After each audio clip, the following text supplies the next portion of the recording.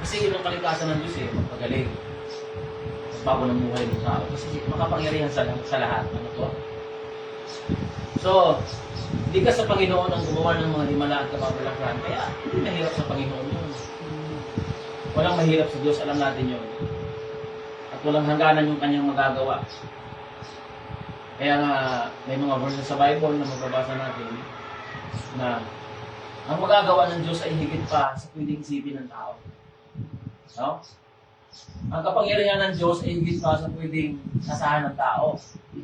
Kasi, ang Diyos na may sabi na, my ways is not your ways, my thought is not your thought. Sabi ng Panginoon, ang aking pamamaraan ay hindi katulad ng pamamaraan ng tao. At ang aking isipan ay hindi katulad ng isipan ng tao. Kasi ang tao po may limitasyon eh. Pero yung Diyos, wala siyang limitasyon. Kaya, pag tayo daw ay nagtiwala sa Panginoon, huwag natin ikahon ang Diyos. No? Huwag natin siyang ikahon. Kasi yung kanyang magagawa ay higit pa sa pwede natin isipin at sa pwede natin asahan. So, likas na sa Panginoon yun. Dahil ang Diyos ay nakapangyarihan sa lahat. Ang Diyos ay mula sa walang hanggan, hanggang sa walang hanggan. So, ano ang part ng tao? Ang part ng tao ay umasa at magtiwala sa Diyos. Amen po? Doon tayo. Dapat tayong umasa, dapat tayong magtiwala sa Panginoon. Kasi, sabi ng Hebreo, chapter 11, verse 6, at hindi kinalulugan ng Diyos ang hindi nananalig sa Kanya, sapagkat ang sino mang lumalapit sa Diyos ay dapat maniwala kay Diyos. So, dapat nagtitiwala tayo sa Panginoon. Umaas tayo sa Panginoon. Alam niyo ba na ang Diyos ay galit sa taong walang tiwala sa Kanya? So, babalikan natin yung kasaysayan ng Israelites sa Old Testament. Kasi alam niyo yung Israel ay tinawag na bayan ng Diyos. At yung Israel pala ngayon, yung lugar ng Israel, yun pala yung promised land na pinangako ng Diyos sa kanila. Kasi ang mga taga-Israelites, nung nabihag sila ng mga taga-Egypt, pinalipin sila ng Egypt sa loob ng 430 years. Nalipin sila. So nahabag ang Diyos sa kanila, kaya pinili ng Diyos si Moises para pangunahan ng Israel para makalabas sila sa Egypt. Ngayon, nung ang Israelites ay lumabas galing sa Egypt, papunta sila doon sa promised land kasi napangako ng Diyos. Sadali ko kayo sa isang lupang masagana, lupang pangako. Kanilang paglalakbay, dumaan sila sa wilderness, ibig sabihin sa ilang. Ano? Alam niyo yung ilang, mapanganib na lugar yun eh. Wilderness means dangerous place, dangerous ground, place of evil spirit. Bakit? Kasi sa wilderness, wala namang mga punong kahoy doon. No? So, yung disyerto, kanilang dinaanan sa paglalakbay nila. Siyempre, yung mga tao, ang tao kasi, nasanay na to is to believe. Kailangan makita ko muna para maniwala ako. Kaya ang problema ng Diyos sa iba, baliktad ng Diyos. Kailangan maniwala ka muna para makita mo yung kapangyarihan niya. O, nung nilabas sila, pinangunahan sila ni Moises. Sabi ng Panginoon kay Moises, bahala sa inyo. Sagot ko kayo. Pagdating doon, yung mga Israelites, nagreklamo sila. No? Kaya masama pala yung taong yung galit ang Diyos. Nagreklamo si kay Moises. Si Moises naman nagsabi sa Panginoon. Kasi ang daing ng mga Israelites, dinala mo kami dito para patayin. Bakit? Ay wala kaming makitang tubig. Wala tayong may inuman. Mamatay tayo sa gutom. Di ba? Wala tayong pagkain.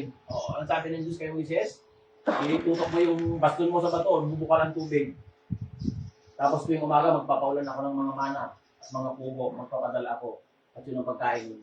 Kaya lang, kumuha kayo ng yung mga tamang-tama lang para humapanis. Kinabukasan, magpapadala naman ako. So, pinrovide ng Panginoon ang lahat ng kanilang pangangailangan. Pero yung mga Israelites, wala silang tigil ng karareklamo. Doon kay Moises. Kaya anong sabi ng Panginoon? No? Psalms chapter 78, verse 8, sabi niya. Awit, kabanata ay 78, talata ay 8, sa kanilang mga nuno, hindi dapat na pumaris, na matigas ang damdamin sa Diyos ay magmagsik. Isang lahing di marunong magtiwala at magtiis, ang pag-asa ay marupok at kulang ang karaya. So, So, naging problema ng mga Israelites noon, masyado silang ikamador kasi kulang ang kanilang tiwala sa Diyos. Amen po? Kaya pati si Moises, si Moises nadamay din sa mga Israelites. No? Ano ang naging kasalanan ni Moises? Kasi si Moises namatay sa edad na 120 years. So, hindi si Moises nakapasok doon sa promised land. Hindi siya nakarating. Natanaw lang yung lupang pangako, pero hindi niya narating yon. Ang nakapasok sa promised land na kapalit ni Moises na leader ay si Joshua. Sila lang nakapasok. Tapos yung ibang mga kabataan. Pero yung iba rin na sumubay din sa Panginoon, hindi nakapasok sila. Ano ang naging dahilan bakit si Moises ay hindi nakapasok? Kasi nakagawa siya ng pagsuway sa Diyos. Sobrang yamot na din sa mga tao. Kaya hindi maganda kung natural tayo tao, madali mag-init yung ulo natin. Hindi masamang magalit, pwede tayong magalit, pero huwag tayong magpadala sa damdamin natin. Baka makagawa tayo ng isang dabag sa kalooban ng Diyos. Maraming matadamay, pati mga mahalalan sa buhay. So, anong nangyari? Kasi sabi ng Diyos kay Moises, pagdating mo doon sa lugar na yon, kausapin mo yung bato, at ang tubig ay bubukan. Yung sabi ng Panginoon kay Moises. Eh, sobrang galit ni Moises, ang ginawa niya, hinampas niya yung bato. Hinampas niya yung bato, bumuka ng tubig. Eh, hindi naman yun ang gusto ng Panginoon. Kaya sabi ng Panginoon, tawagin mo yung bato at yung bato ay lalabas. Ang ginawa ni Moises, sa init ng ulo niya, sobrang galit niya, hinampas niya yung bato ngayon. No? So, nakagawa siya ng isang bagay na labag sa loob ng Panginoon. Kaya si Moises, hindi siya nakapasok sa promised land. Amen po? Amen. So, mga kapatid, totoo na walang mahirap sa Diyos at walang imposible sa Panginoon. Pero kailangan, ang tiwala natin sa Diyos ay buo. No? Ang tiwala natin sa Panginoon ay malakas, malaki. Kaya, tingnan sa Bible, kapag nagpapagaling si Jesus sa panahon ng Jesus Christ, ang lagi niya sinasabi kapag nakaka-encounter ng mga tao may sakit, nanalig ka sa Diyos. Huwag kang matakot, magtiwala ka sa Panginoon. Bakit? Kasi ang pagtitiwala natin sa Diyos, yun ang gagamitin ng Panginoon para maranasan natin yung kapangyarihan ng Diyos.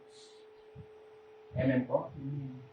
Kahit sa panahon natin ngayon, bakit may mga himala? Bakit may mga taong nakakaranas ng himala at kapangyarihan ng Diyos? Yun ay yung mga taong buo talaga ang tiwala sa Panginoon.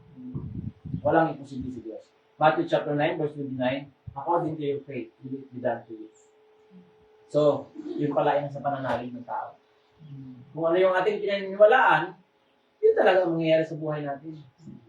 No? Ang pananalig ay hindi nakabase sa mga bagay na nakikita. No? Hebrews chapter 11 verse 1. Tayo may pananalig kung nagtitiwala tayo mangyayari ang mga bagay na inaasahan natin at naniniwala sa mga bagay na hindi natin nakikita. Ganyan po kahiwaga ang pananalig sa Diyos. No? Kung tayo magtitiwala sa Panginoon ng buong buo, maranasan natin yung himala. So yung bulag dito, siya po ay inborn na bulag. Ibig sabihin, pag silang pa lang niya, bulag na siya. Si Bartimeo. So mahabang panahon na siyang tabi ng daan, yun ang buhay niya, namamalimos. Pero nagkaroon siya ng isang pagkakataon sa buhay na makita nung si Jesus ay napadaan doon sa lugar ng Jericho. At nang marinig ng bulag na si Jesus ay napadaan, no? Talagang hindi niya tinantanan si Jesus. Sabi sa verse 52, sinabi sa kanya ni Jesus, sumayo ka, magaling ka na dahil sa iyong pananalig. Ano ang naging dahilan bakit gumaling yung bulag? Dahil sa kanyang pananalig sa Diyos. Sa kanyang tiwala sa Panginoon. So, ano ang basihan para masabi natin talagang may tiwala at may pananalig yung bulag? Jesus. Una, ang isang basihan, ang isang katibayan na may pananalig talaga sa Diyos. Una mga kapatid, kinuha niya ang pansin ng Panginoon. No? Verse 48, sabi ganito, pinagsabihan siya ng mga tao at natatahimik, ngunit lalo pa siyang nagsisigaw, anak ni David, mahabag po kayo sa akin. So, ang unang ginawa at isang katabayan talaga, na itong bulag talaga na ito ay may pananalig sa Diyos o kay Jesus, ay kinuha niya yung pansin ni Jesus. Ibig sabihin, nung dumaan si Jesus doon sa lugar ng Jericho, hindi siya pumayag na hindi siya mapansin ng Panginoong Jesus. Amen po? So, maraming sumasaway sa kanya at siya pinatatahimik. Pero baliktad na nangyari, hindi siya tumahimik. Lalo pa siyang nagsisigaw. So, pinaglaban niya yung kanyang gustong mangyari sa kanyang buhay. Mga kapatid, anong ibig sabihin nun? Kapag tayo ay mayroong gustong maranasan sa buhay natin, huwag nating tigilan ang Diyos. No? Nalala niyo sa Bible, mayroong sa isang lugar ay mayroong isang hukom at mayroong isang babaeng malo na humingi ng katarungan. So yung babaeng malo na humingi ng katarungan sa Diyos, doon sa isang hukom, ay hindi niya pinapansin yung babaeng malo. Pero yung babaeng malo hindi tumitigil. Araw-araw ginugulo niya yung hukom para mabigyan siya ng katarungan. Kaya sabi ng hukom, dahil itong babaeng ito ay araw-araw na lang akong ginagambala, ibibigay ko yung kanyang kahilingan para hindi na ako gambalain. Ganun din ang Diyos. Huwag tayong titigil ng pagluhod at ng pagtawag sa Panginoon araw-araw ng ating buhay para tayo ay tugunin ng Panginoon. Amen po? Walang mahirap sa Diyos.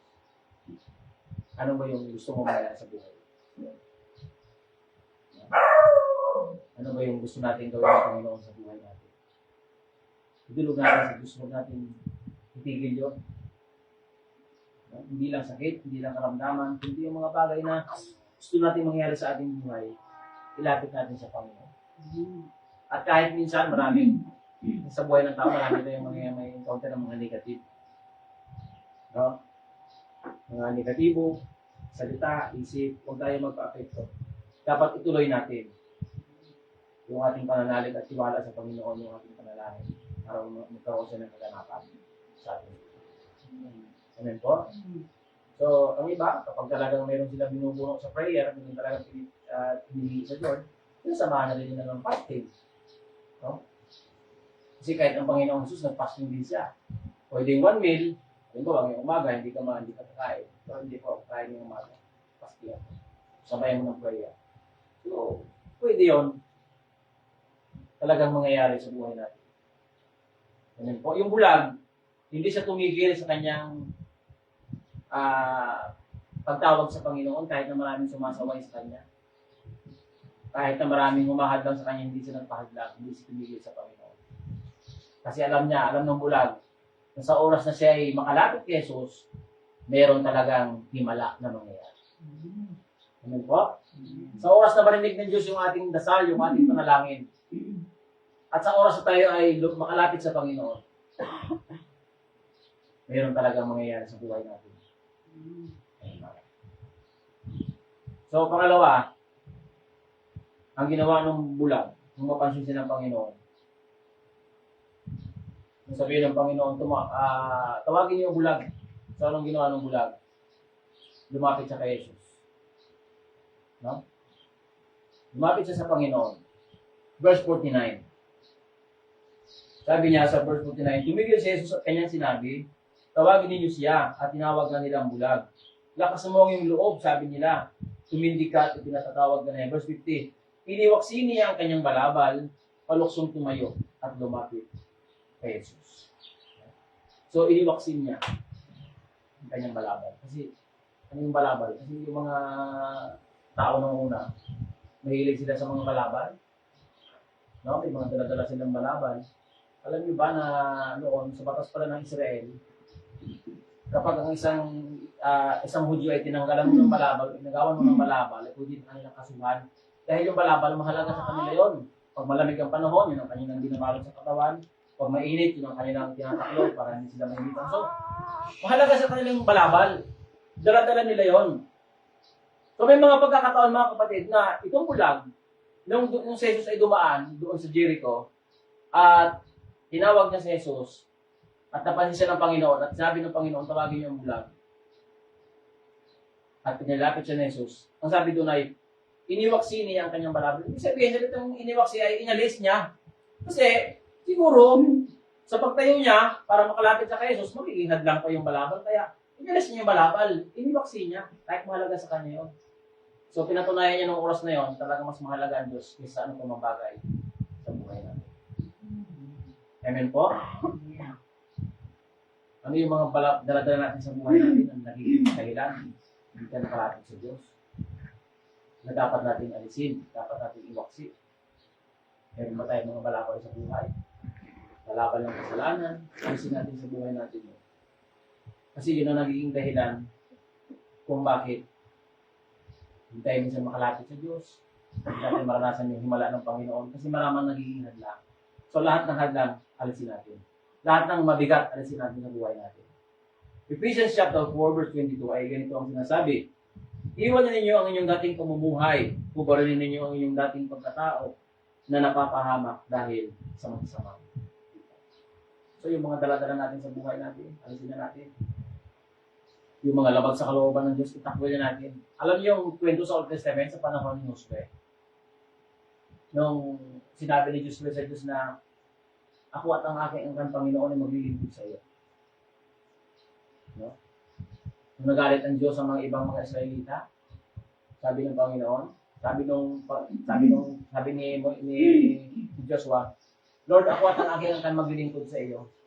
Sabi na nila, kami rin Panginoon maglilingkod kayo. Pero sumagot ang Diyos, hindi kayo makapaglilingkod ng sabay sa dalawang Panginoon.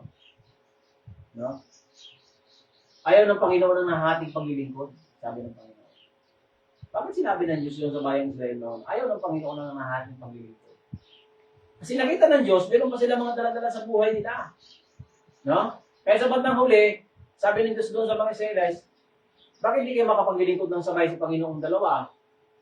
At ayaw ng Panginoon ng nahating paglilingkod. Ang gusto ng Panginoon buo yung puso. Kasi nakita niya yung ibang mga Israelites, yung mga iniingatan pa sila ng kanilang buhay, yung mga Diyos-Diyosan. So kung talagang buo ang tiwala niyo sa akin, at talagang ako ang inyong paglilingkuran, alisin niyo yung mga dala-dala niyo sa buhay. Bitawan niyo na yan, sabi ng Panginoon. Sapagkat hindi makakatulong sa inyo. So, bitawan niyo na. Alisin niyo na. Yun ang gusto ng Panginoon. No? So mga kapatid, kaya pagdating sa New Testament, may sinasabi si Jesus, ibigin mo ang Panginoon ng Diyos ng buong puso, buong lakas, buong kaluluwa. Yun ang gusto ng Panginoon. Buo yung kalooban natin sa Kanya. So yung bulag, pinilis na yung balabal sa kanyang buhay. Ang kanyang katawan, inuksin niya yun. Kung yung balabal na yan ay nakakasagabal para hindi tayo makalapit kay Jesus, alisin na natin. No? Kasi kapag tayo nakalapit sa Panginoon, pwede na mangyari yung kapangyarihan ng Diyos sa buhay natin. No? Ibig sabihin, dapat talagang makalapit tayo sa Panginoon. Alisin natin yung mga nagiging hadlang. Verse 6, chapter 27 ng John. Sabi niya ay ganito. Lalapit sa akin ang lahat ng binigay sa akin ng aking Ama, at hindi ko itataboy ang sino mang lumalapit sa akin. So, ito ang sabi ko eh. At ito, na-discover ko rin sa aking buhay. Kasi ito ay totoo talaga. Ano ang mahirap? Mabuhay ka sa mundo na may Diyos, o mabuhay ka sa mundo na mabuhay ka na walang Diyos. Anong mahirap doon? Siyempre, mahirap yung walang Diyos na mabuhay ka sa mundo. Amen po? Bakit, Pastor? Kasi ganito. Kahit sinong tao tanongin natin, kilala mo ang Diyos. O kilala mo ang Diyos. Alam ng tao may Diyos. Kilala ng tao ang Diyos. Si Jesus, siya nagligtas sa atin. Pero ang ibig sabihin po, kung sinabing kilala mo ang Diyos, ibig sabihin na yung tao ang may relasyon sa Panginoon. So mahirap mabuhay sa mundo, yung tao na walang relasyon sa Diyos at yung tao na may relasyon sa Panginoon. Mahirap yun. Bakit? Kung ang babasihan na natin sa mundo ay magdaling mabuhay na may pera, mali pa rin tayo. Lagi po natin tatandaan, ang pera dito lang sa lupa. Hindi ko sinasabing hindi kailangan ng tao ang pera. Kailangan ng tao ang pera para mabuhay. Pero, ang ibig ko sabihin, mas maganda Kung may pera ka na, may Diyos ka pa. Amen. Eh paano nga, pastor, kung wala kang pera? O kung wala kang pera, di pag Diyos, gumawa ka ng Diyos sa buhay mo, kumuha ka ng Diyos. Bakit? Yung Diyos kaya mag-provide pa rin ng pera. Tatandaan po natin, mga kapatid, tandaan natin, ang pera may limitasyon. Amen po? Sa buhay. Bakit? Maraming tao mayaman, patay. Hindi ko na sinasabing hindi tayo mamamatay, lahat tayo darating tayo doon. Ang ibig ko lang sabihin mga kapatid, pag dumating yung punto, di ba? Pag dumating yung punto na may pera ka, pero yung magagawa ng pera mo may hangganan na, umabot ka na sa hangganan, paano kung wala kang relasyon sa Diyos? Wala kang matatakbo. Amen po? Pero kung may Diyos ka, ang Diyos ang magpuprovide at magdidikta sa atin kung anong dapat natin gawin sa buhay. Amen po? Tingnan yung kwento sa Old Testament.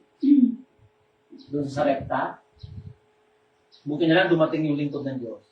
Dumating ang tagutom sa panahon yon, sa panahon ni ng isang propeta.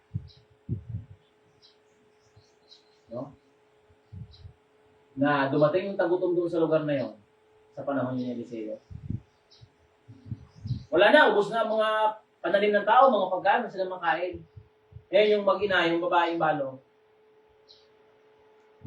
nagatan ni Eliseo, nagatan ng propeta, naninimot ng kahoy pang gato, at tumingin siya ng pagkain, sabi nung isang balo, alam ko lang yun, Diyos, na wala na kaming mga kain.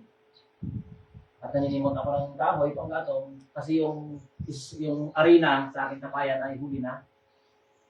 Pagkatapos namin lutuin yun at yung malangis sa tapayan, titigil na kami, mamamatay na kami kasi wala nang pagkain. Ubus na. At ano yung magagawa ng Diyos? Sabi ng isang propeta,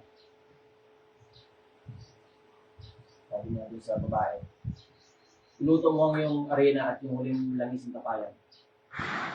Kakain tayo. Kumain sila. So, pagkatapos silang kumain, di na ubos yung langis at yung arena sa lalagyan. So, ibig sabihin, nagimala ang Panginoon. No? Yun ang kaibahan mga kapatid. Pag mayroon tayong relasyon sa Diyos, pag dumating tayo sa mga magigipit na sitwasyon at wala tayong matakbuhan, hindi tayo manalangin na tumawag sa Diyos. Bakit? Kasi ang Diyos, mas higit ang magagawa ng Diyos kaysa ano pa mang bagay sa mundo. Kahit kaninong taong pinakamayaman sa buong mundo, hindi pa rin man, hindi kasi basihan yung kayamanan para sabihin matagumpay tayo, hindi yun Para sabihin tayo ay maginhawa, hindi basihan yun. Yung mga material na bagay. Ang isang pinakamaganda mga kapatid, para masabi tayo na matagumpay ang buhay natin, yung buhay natin, ipasakop natin sa Diyos. Sakop natin. Pag tayo na sa Diyos, lagi tayo may protection. Amen po? Kaya pag sinasabi sa akin ng mga tao, naputo ko ng unang ugat sa ulo. Totoo yun. Sabi niya, mapalad ka. Kasi hindi nila alam ng pastor. Ako. Hindi alam ng iba. Sabi niya, mapalad ka. Kasi maraming nakaranas ng ganyan. Hirap na mabuhay. Ibig sabihin talagang matindi ang pinsala na nagawa. So siguro, nagtataka sila sa sagot ko. Sabi ko, kung nabuhay man po ako, hindi dahil sa sarili kong lakas. Bagaman umiinom ako ng gamot, pero hindi ko rin yun ang dahilan kung bakit ako nabuhay. Nabuhay ko ako sa biyaya at kapangyarihan. Bakit? Eh kung nung oras agad nung gabi na yun, na inabot ako dito, na hindi ako iningatan ng Panginoon pa rin, patay na ako. Amen po? Kaya, ang nangyari sa akin, yung pangit na nangyari sa buhay ko, ginawa kong positibo. Pag may nangyaring masama sa buhay natin, huwag natin isipin galit sa atin ng Diyos. Hindi ganon mga kapatid. Lahat ng tao mahal ng Panginoon. Siguro, mayroon lang gustong ituwid ang Diyos sa buhay natin. At mayroong gustong ipagawa ang Panginoon sa buhay natin. Kaya mahalaga mga kapatid, nabubuhay tayo sa tiwala at paniniwala natin sa Diyos. Kasi, ang lagi ko sinasabi kay Sister Cheng, sa aking kapartner, sabi niya, Ang pananampalataya sa Diyos ay ganito. Pag ikaw ay nagtiwala sa Panginoon, huwag mong tingnan yung ngayon. Ang tingnan mo yung bukas. Ganun po mga pananampalataya mga kapatid. Halimbawa, may sakit ka. Naghahanap ka ng kagalingan. Maaaring pinagaling ka ng Panginoon ngayon, binigyan ka ng Diyos ng kagalingan. Pero may nararamdaman ka pa sa katawan mo, hindi ibig sabihin hindi ka pa magaling. Magaling ka na. Magaling ka na ng Panginoon. Pinalakas ka na ng Diyos. Ngayon, tatay o yung nagagawa ng ano?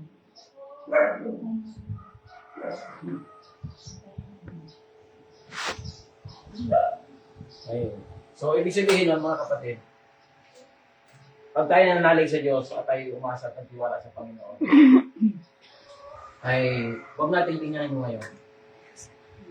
Yung pananalig natin sa Diyos, yung na magdadala sa atin sa maganda natin ng bukasan. Amen po? Kahit yung mga mahal natin sa buhay. So, siyempre may mga dala-dala tayo sa buhay.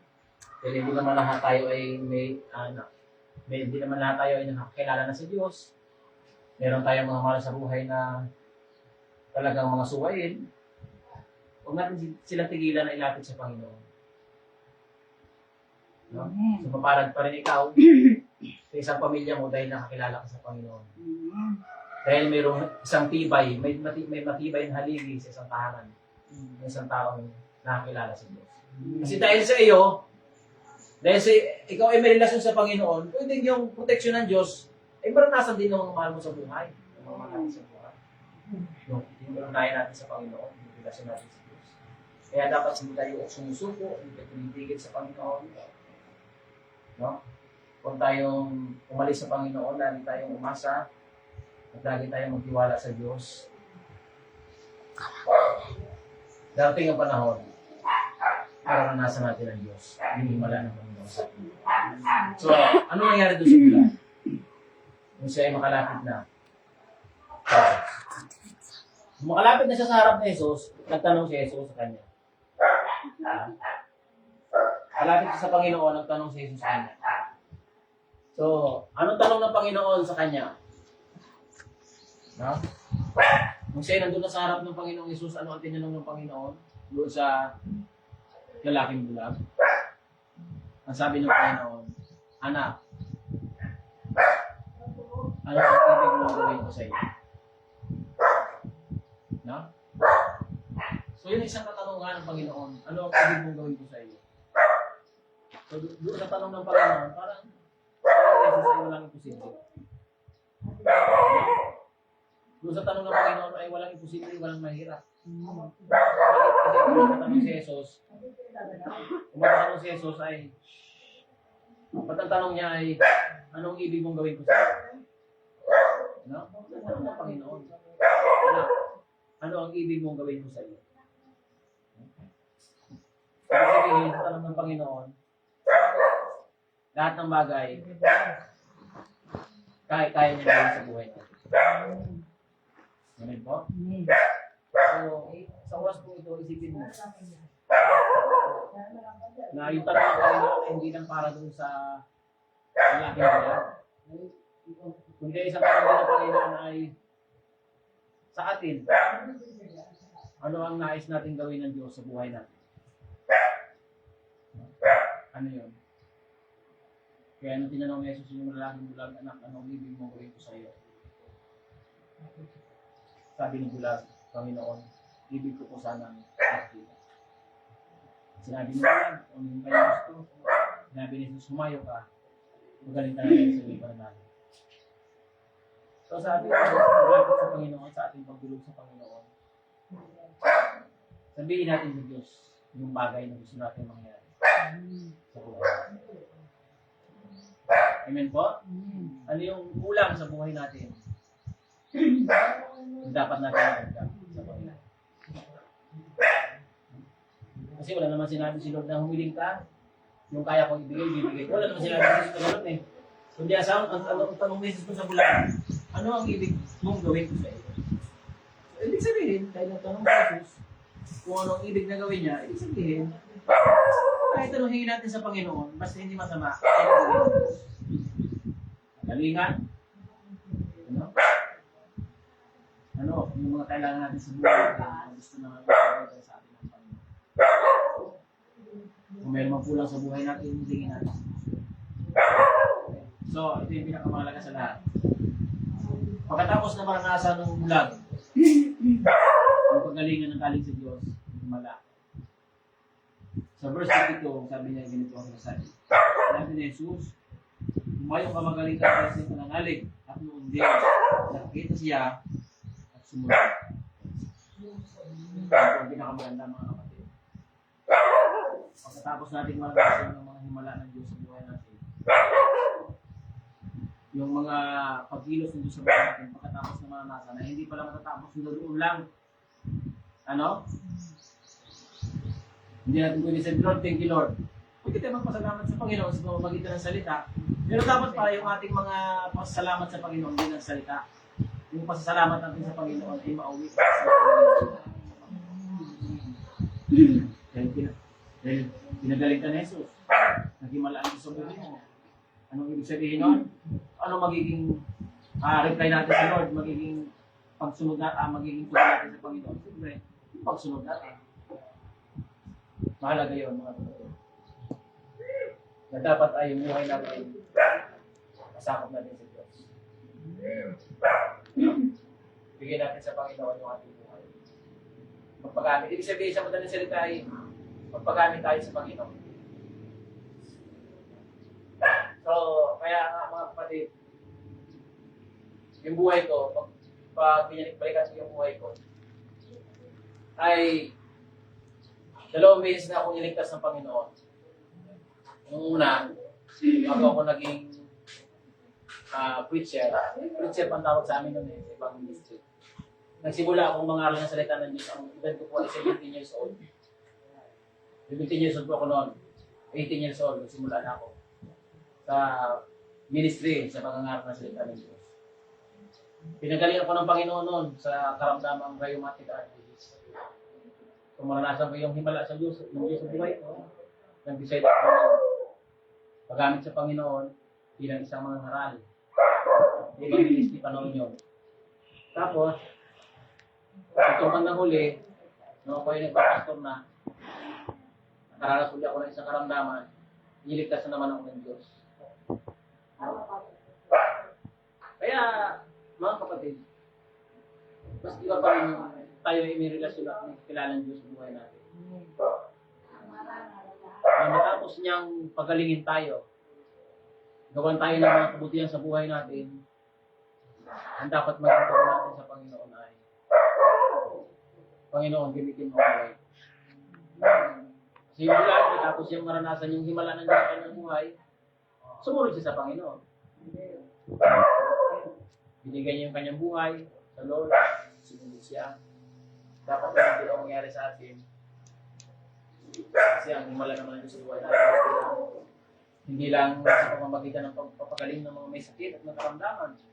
Maraming himalaan Diyos, maraming kababalagan ginagawa ang Panginoon sa buhay natin. Iingatan tayo ng Diyos, maging mga malakas sa buhay. At yung buhay natin ay inaangat ng Panginoon. Pinataas tayo ng Panginoon. So, sa oras kong ikaw mga kapatid, ako ay manalangin. Pagkakalala natin ang ating sarili sa Diyos. Kaya kung lahat ay tumayo, ang gaya ng isang bulan ay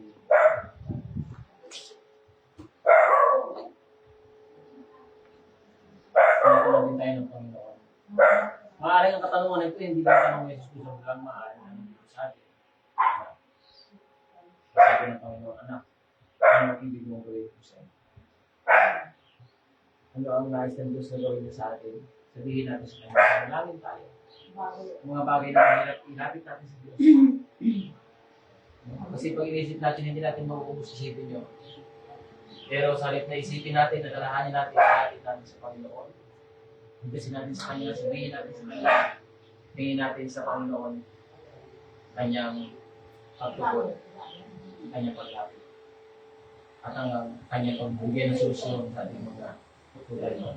Lord, Hayaan mo po, Panginoon, na patuloy kami umasa at magtiwala sa iyo. Sa aming buhay. Panginoon, makalapit kami sa iyo. Pansin po lahat ng mga Panginoon, lahat ng mga hadlang ng Diyos sa aming buhay. Mga kabigatan ang dapat namin iwaksi sa aming buhay. At kami po ay makalapit sa iyo. Sa pangalan ni Jesus.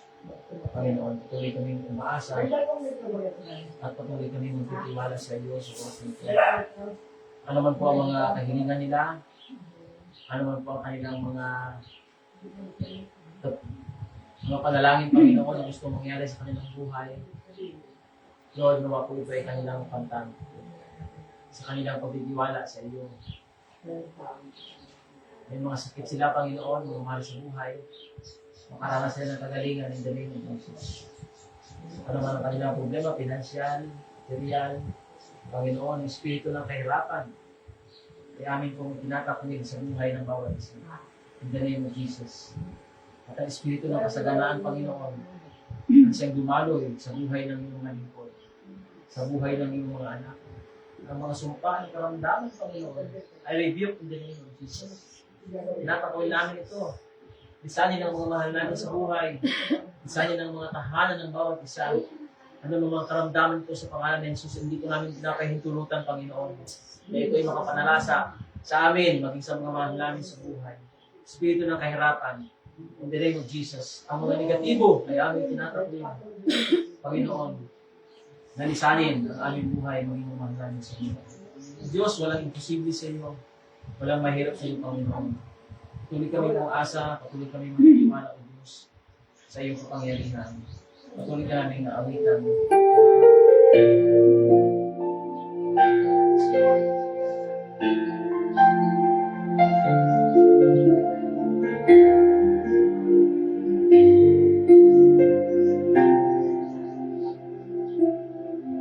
Sa Panginoong Jesus, ako magtitiwala sa biyaya niya tapat. Buhay ko ay may kanina sa pagsubok at lumbay.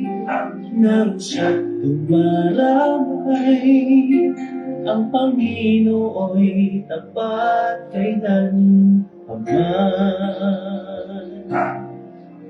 Kung ika'y nang lalamig, wala kang malapitan, para bang ang daigdig sa iyo'y pinapasan.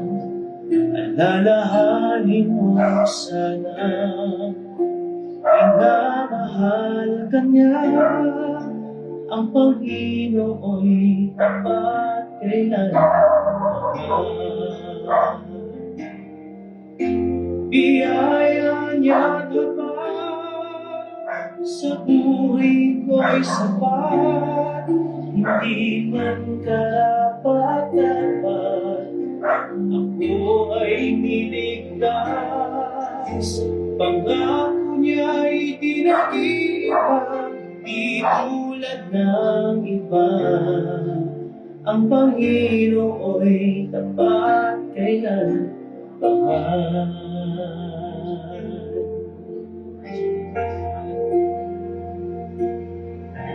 Kung ika'y nanlalamig, wala kang malapitan, para bang ang daigdig sa'yo'y pinapasan. Alalahanin mo sana, minamahal ka niya. Ang Panginoo'y tapat kailan paman.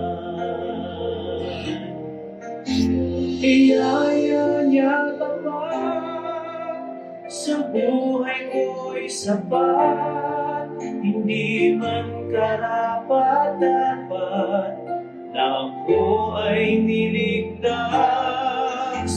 Pangako niya'y di nag-iiba, di tulad ng iba.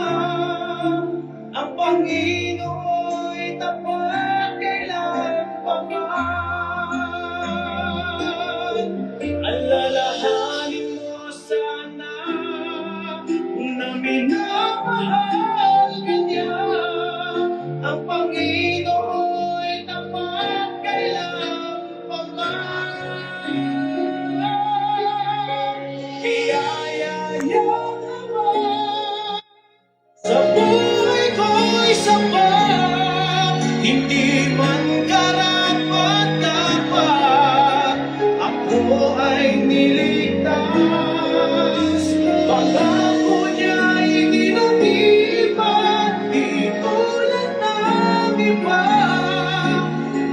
Panginoon ay tapat kailanman.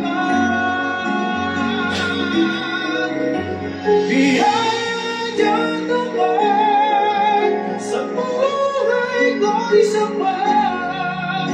Di man karapat-dapat na ako ay niligtas. Pangako niya'y ginatipa, di tulad ng iba. Ang Panginoon ay tapat kailanman. Ang Panginoon ay tapat kailanman. Ang Panginoon ay tapat